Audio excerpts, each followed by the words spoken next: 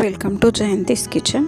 ನಾನಿವತ್ತು ಉಪ್ಸಾರು ಖಾರ ಮಾಡೋದು ಹೇಗೆ ಅಂತ ತೋರಿಸ್ತಾ ಇದ್ದೀನಿ.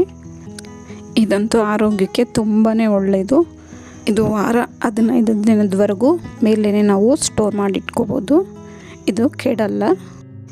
ಇದು ಹೇಗೆ ಮಾಡೋದು ಅಂತ ನೋಡೋಣ.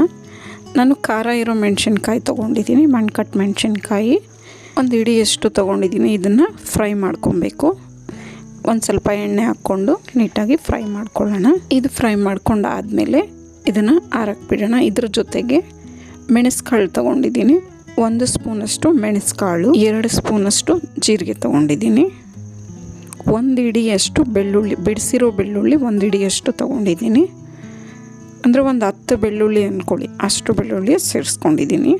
ಇದನ್ನೆಲ್ಲನೂ ಮೆಣಸಿನ್ಕಾಯಿ ಫ್ರೈ ಮಾಡ್ಕೊಂಡಾದಮೇಲೆ ಸ್ಟವ್ ಆಫ್ ಮಾಡಬೇಕು. ಅದರಲ್ಲೇ ಸುಮ್ಮನೆ ಇದನ್ನೆಲ್ಲ ಸೇರಿಸಿ ಫ್ರೈ ಮಾಡ್ಕೋಬೇಕು. ನಿಂಬೆ ಗಾತ್ರದ ಹುಣಸೆ ಹಣ್ಣು ಸೇರಿಸ್ಕೊಂಡಿದ್ದೀನಿ. ಇದನ್ನೆಲ್ಲ ಹೀಗೆ ಫ್ರೈ ಮಾಡಾದಮೇಲೆ ಒಂದು ಸ್ವಲ್ಪ ಆರಕ್ಕೆ ಬಿಡಬೇಕು ಇದನ್ನು. ಈಗ ಅದಕ್ಕೆ ರುಚಿಗೆ ತಕ್ಕಷ್ಟು ಉಪ್ಪು ಸೇರಿಸ್ಕೊಳ್ತಾ ಇದ್ದೀನಿ, 1-2 ಟೇಬಲ್ ಸ್ಪೂನಷ್ಟು ಉಪ್ಪು. ಇದನ್ನು ನೀಟಾಗಿ ಮಿಕ್ಸ್ ಮಾಡಿ ಬಿಡಬೇಕು. ಒಂದು ಸ್ವಲ್ಪ ಕೊತ್ತಂಬರಿ ಸೊಪ್ಪು ಸೇರಿಸ್ಕೊಳ್ತಾ ಇದ್ದೀನಿ ನಾನು ಇದಕ್ಕೆ ತೊಳೆದು.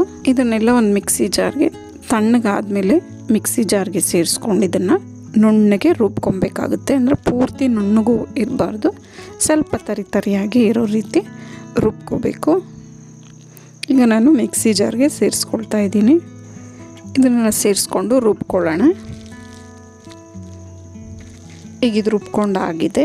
ತುಂಬ ತರಿಯಾಗೂ ಇಲ್ಲ, ತುಂಬ ನುಣ್ಣಗೂ ಆಗಿಲ್ಲ. ಇದನ್ನು ಸ್ಟೋರ್ ಮಾಡಿ ಇಟ್ಕೊಂಡ್ರೆ 15 ದಿನಗಳವರೆಗೂ ನಾವು ಹೊರಗಡೆನೇ ಇಟ್ಕೋಬೋದು, ಫ್ರಿಜ್ಜಲ್ಲಿ ಇಡ್ದಿರ. ನಾವು ಬೇಳೆ ಸೊಪ್ಪುಗಳೆಲ್ಲ ಇರುತ್ತಲ್ಲ, ಅದನ್ನು ಬೇಯಿಸ್ಕೊಂಡು ನೀರಿಗೆ ಇದನ್ನು ಕಲಿಸ್ಕೊಂಡು ತಿಂದರೆ ತುಂಬ ಖಾರ ಆಗಲ್ಲ, ತುಂಬ ಟೇಸ್ಟಿಯಾಗೂ ಇರುತ್ತೆ.